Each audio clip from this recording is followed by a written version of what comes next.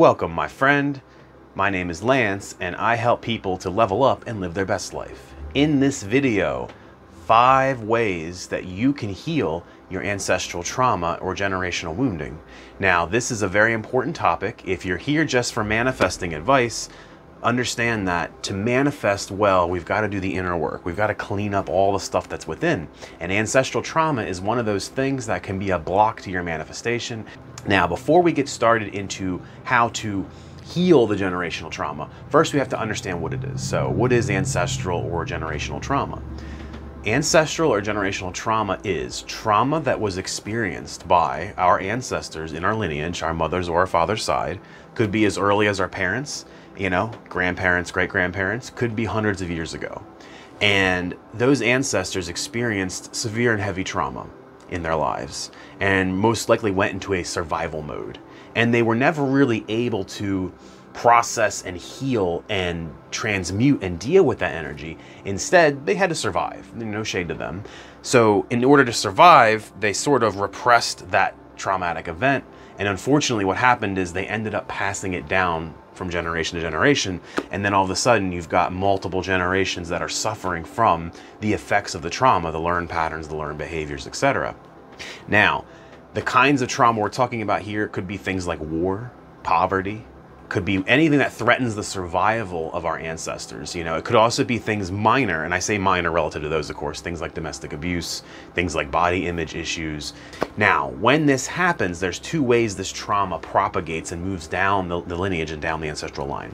Now, one is in a scientific way and one is spiritual. So in the scientific sense, we know that our ancestors had to learn behaviors, patterns of action, patterns of thought, patterns of feeling in order to cope with the trauma and move forward. For example, if they dealt with a lot of poverty, they dealt with a lot of famine, they're going to pick up scarcity mindset and they're going to have a lot of behaviors and beliefs wrapped up in that help them survive. Well, science tells us that their children will be taught these behaviors and patterns by observing the parent, and so on and so forth. So it keeps getting passed down from generation to generation, observationally, behaviorally. Now, the second aspect of how science explains how this comes down the line is through DNA. Believe it or not, the DNA going back 3 generations. So if 3 generations ago the trauma was experienced, quite literally in our DNA is going to be wired in the behaviors, experiences, higher levels of stress, higher response to stress, like a hypersensitivity to stress, is actually programmed into the DNA. So 3 generations later, the grandchild could be living in a completely calm, safe environment, but the grandchild is now experiencing elevated levels of cortisol. They're experiencing elevated stress response, hyperactivity to stress, along with any other behavioral patterns that might go along with the trauma or the traumatic event. If they dealt with a lot of freezing temperatures or even froze to death out in the cold, a split of your ancestors, you may always feel cold and you're like, I don't understand, I'm so cold. Or you may fear being outside and, dying or something, and you don't know where that comes from. So that's what it can look like, in the scientific level as it comes down. Now, in a spiritual or energetic level, we also have to understand that we are energetic beings. We are beings of energy, and we're spiritual beings. And on that level, the trauma was never dealt with. The energy was never resolved. So when your ancestors continued to have children, they passed down that energy. The energy framework of the parent oftentimes serves as the foundation and base for the child. And that comes in your root chakra. And we'll get the chakras later in the video. Root chakra, sacral, and solar plexus, your bottom 3 chakras, is where a lot of that stuff gets programmed. Connection to your tribe, foundational energy from your parents and your family, etc. So that is where we can go well further than 3 generations back, because it could be hundreds of years ago, but if the energy was never cleaned up, if it was never addressed, the story wasn't heard from our ancestors, but then you're going to end up carrying this trauma with you. What does that trauma look like in our lives? Well, anything that is dysfunctional within us, that does not serve our highest good, where we can have a sense that it's not ours or not mine. For example, back to the freezing cold scenario. If you have an issue where you're always feeling cold, or you have this weird intense fear of being outside alone in the cold, that might be tied to a story. Maybe an ancestor quite literally died out in the cold. Maybe you have a fear of being locked up, you know, in prison or in closed, tight spaces, and you don't know why because you've had a relatively normal childhood, or intense fear of heights, intense fear of the water, or there's behaviors, patterns, thoughts, feelings, actions, and beliefs that you have within yourself that you have no reason to have. Scarcity mindset. You may have had an abundant childhood. For some reason, there's scarcity within you and you're not sure why. It's those things that don't feel like us. Substance abuse, eating disorders, all of these kind of things that are these heavier energies that don't come from us, that are clearly coming from outside of ourselves. That's what ancestral trauma can look like. And it can be a detriment to your manifesting, living a happy life, and forging healthy relationships with, you know, yourself and those around you. So we definitely want to clean this stuff up.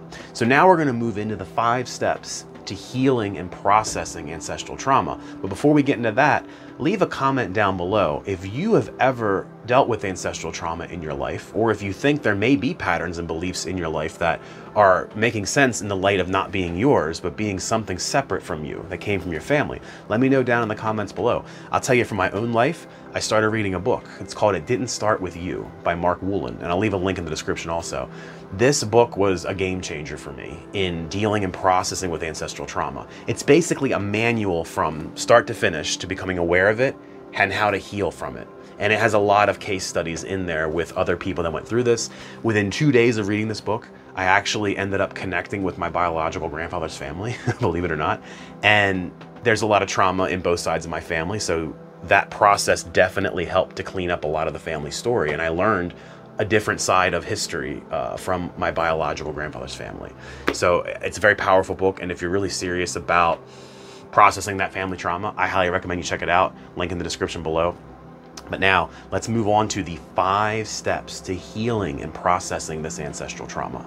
Step 1 in the healing and clearing of family and ancestral trauma is awareness. You're going to hear me mention awareness in pretty much any video about anything, really. Awareness is the first step. Awareness is the biggest step to healing anything in your life. You have to become aware of what's going on, and you have to bring it to the light of consciousness, because what hides in the shadows, what lies in our unconscious that we don't look at, it just festers and grows and gets all kinds of nasty. And a lot of times it's a bigger, scarier monster in the dark than it is when we drag it into the light.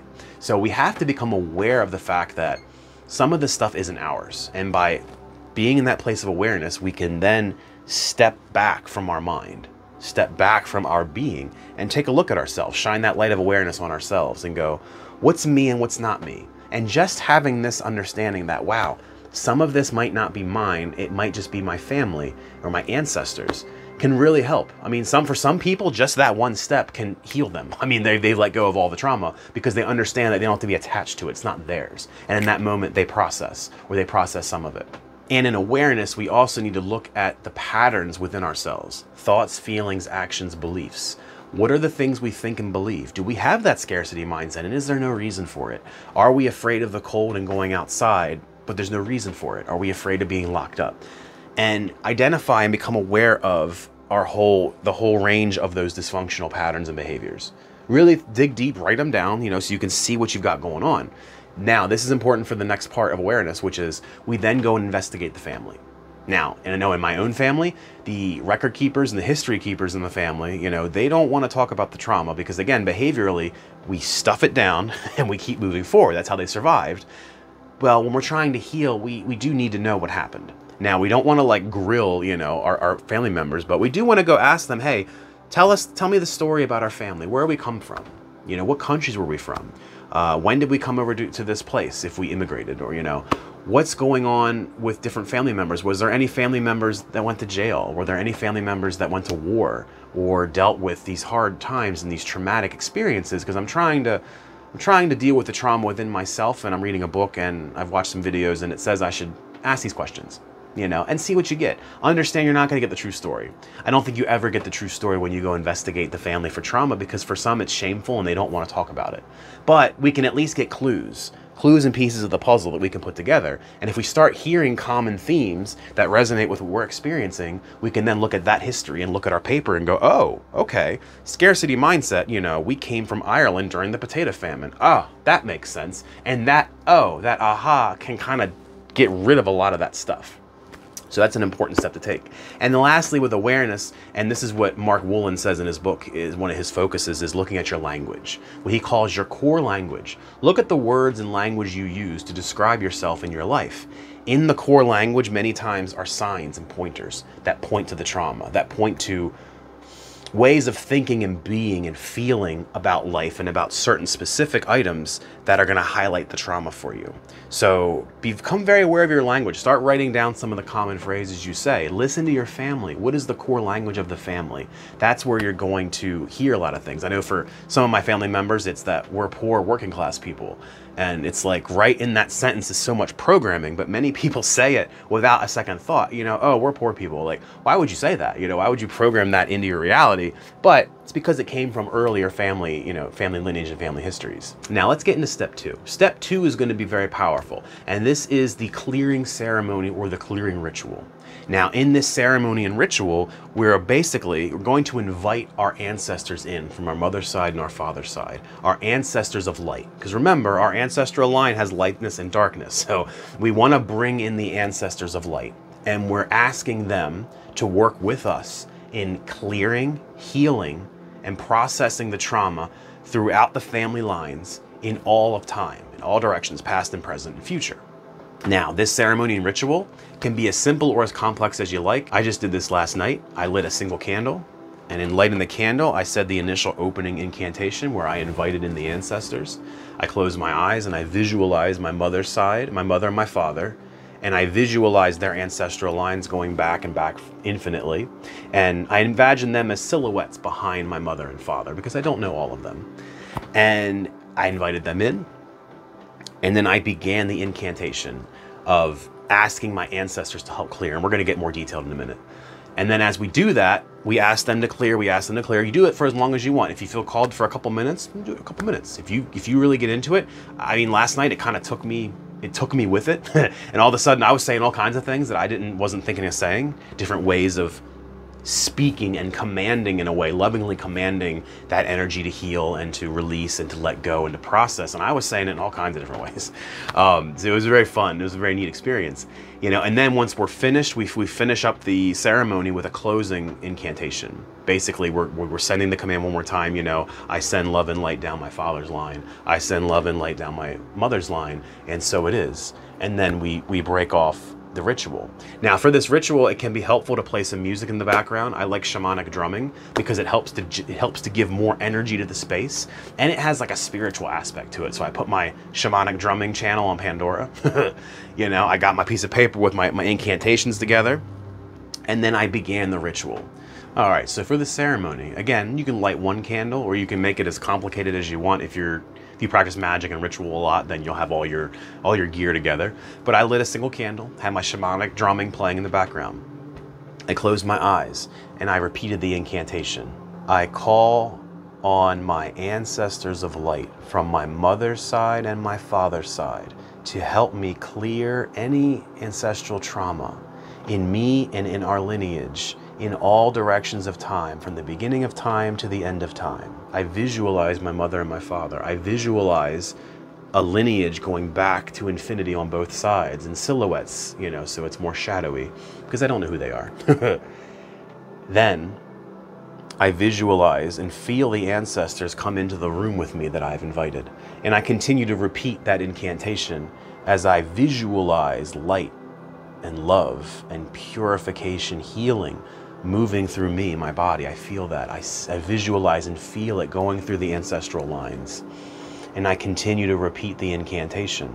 I call on my ancestors of light in my mother's and father's side to help me clear and cleanse any ancestral trauma in me and our lineage in all directions of time, from the beginning of time to the end of time. And I sit and I repeat that. And as I started to repeat that, I was prompted to say different things. So I started saying all kinds of things. I was like, clear ancestral trauma in different dimensions, and clear it from the beginning of the universe to the end of the universe, and clear it in all manifested and unmanifested worlds, and all sorts of stuff started coming out of my mouth. But that's the gist of it. We want to ask for them to come in, and we do this, and we just repeat the cycle, and we let the shamanic drumming keep playing. And, you know, if you're lucky, you get some more kind of intense energy songs. We'll start building the energy so we can start processing. And it's important to feel what's happening, right? Feel that energy being cleansed. Feel something, even just tingling in your hands and feet is feeling some things that are happening. And what we're doing here is we're allowing the energy to be processed.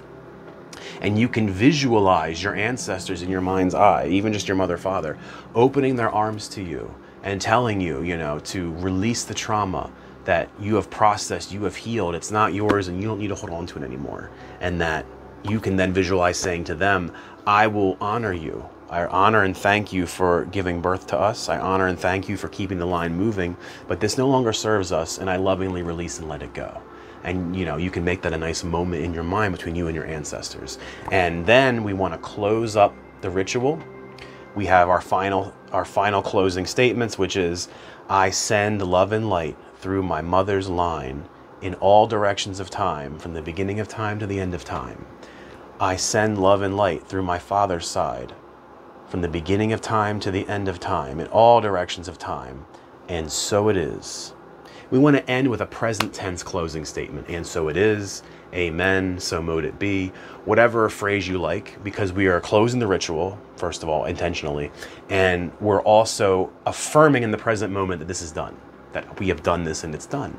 Then you can blow your candle out, or you know, close up your ritual. Then I recommend going outside barefoot just to let your energy cleanse and kind of rebalance. So that's very powerful. You know, I would say, you know, frequency wise, as much as you're called to do the ritual, you know, once a month seems pretty good while you're working with it, but it shouldn't take many times before that energy is going to really start clearing out. Step 3, now that we've finished the clearing ceremony, we've kind of wrapped up the spiritual and the energy component, we've become aware of everything, we now need to work on changing and challenging beliefs. Now, these are the beliefs that we've picked up that are not ours, you know, scarcity mindset, for example, or thoughts about love, things like that.